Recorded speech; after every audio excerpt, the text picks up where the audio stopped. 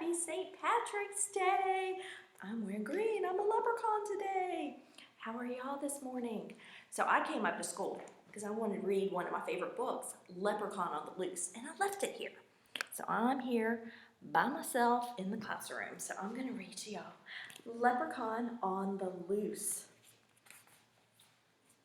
by Marcia Thornton Jones, illustrated by Cy Moore. Whoops, I have to get used to this.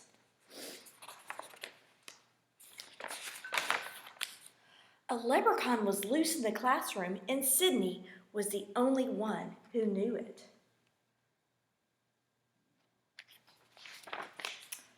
Sydney saw teeny green footprints on the floor. He followed them to the table where Miss Yoder had cupcakes for their St. Patrick's Day party.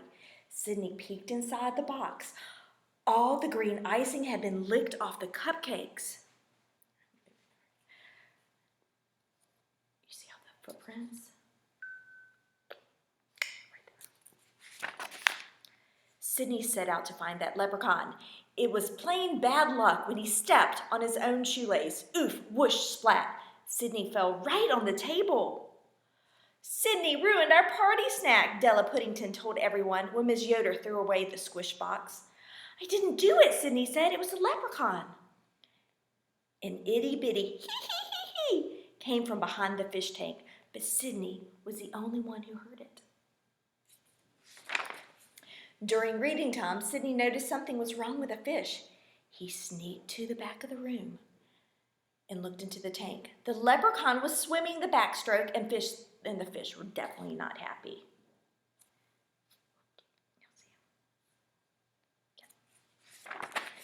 Sydney dove after the leprechaun. Plop! Kerplunk! Splush! Water soaked the table. Sydney ruined our decorations, Della cried when Miss Yoder threw away the soggy paper shamrocks. I didn't do it, Sydney said. It was a leprechaun. Sydney was sure he heard a tiny little ha-ha-ha as he mopped up the mess.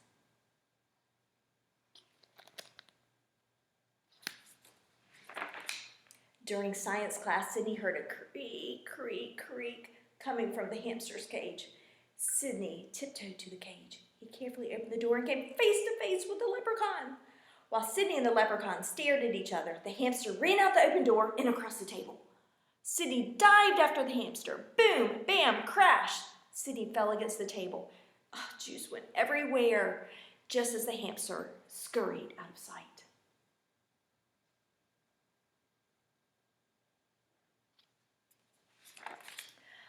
Our juice is gone, Della said with a sniffle. So are the decorations and all of our cupcakes. Sydney ruined our St. Patrick's Day party. Sydney was sure he heard a faint tee-hee-hee from behind the stack of reading books. Nobody believed that Sydney didn't do it. There was only one thing for him to do. He had to catch that leprechaun. At recess, Sydney sneaked past his teacher and ran to the art corner. Everything he needed was there. Sydney pounded and snapped and glued. Perfect, he said when he finished the leprechaun trap. Then he hurried into the lunchroom and looked through the lunch trays until he found a stinky tidbit of corned beef.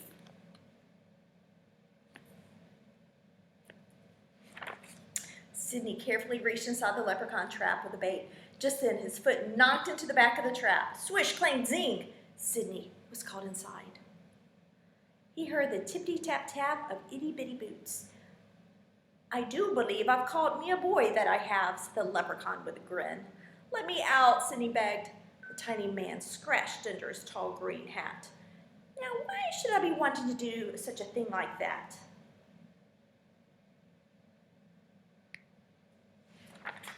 Sydney thought fast. Come closer, and I'll tell you a secret. Secrets? I love secrets, said the leprechaun as he inched forward. That's when Sydney made his move. He reached out and tickled that leprechaun right under the chin.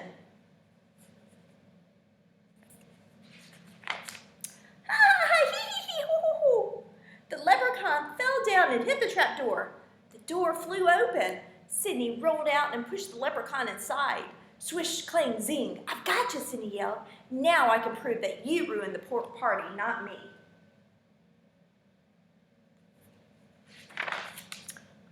Party? said the little old man.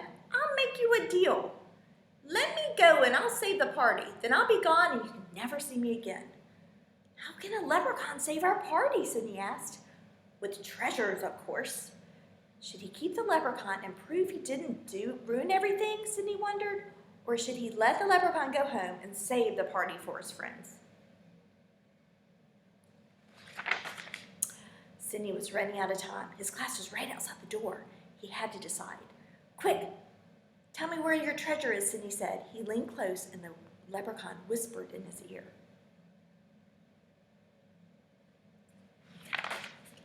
Sydney knew a deal was a deal. He opened the trap door and watched the leprechaun climb out. The leprechaun turned one last time and tipped his hat at Sydney.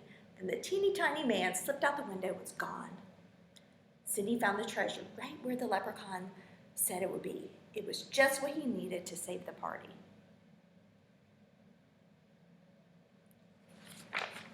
The class cheered. Even Della Puddington smiled at Sydney. Miss Yoder wasn't mad at him anymore, even if she didn't quite believe where Sydney got the party supplies.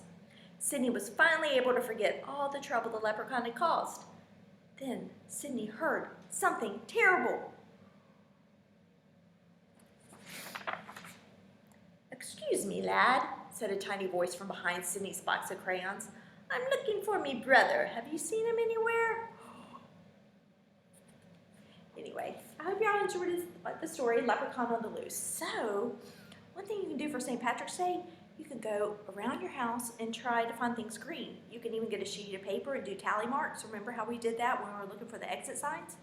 So every time you see something green, do a tally mark. And let me know how many things green you saw. So you can look for green Legos. You can try to build something green with your green Legos. You could put green blocks. You could look for green pillows. Just let me know, okay? I'm going to be doing the same at my house. Bye. I miss y'all.